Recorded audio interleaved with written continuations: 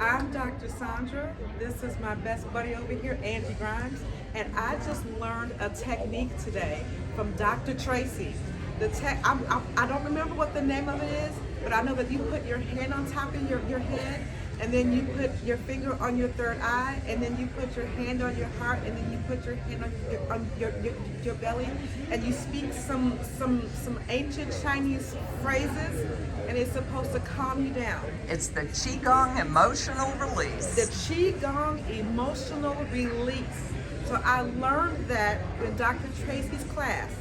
5 minutes later, I went to my best girl Angie, and we did this together. So I'm gonna let her tell her part of the story. I'm gonna interject for a minute because I did my first speaking engagement today in front of people.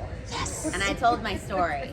And I have to tell you, I was doubled over and I was telling people that I was literally going to die. Like I felt death imminent in my body. And this beautiful woman came to me and was like, I just learned something like 5 minutes ago that you need to do. And it was the most lovely practice, and I appreciate paying it forward, right? That's the phrase we'll say. I appreciate the pay it forward because it really helped calm me and center me, and thank you so much, Dr. It's Tracy. my pleasure.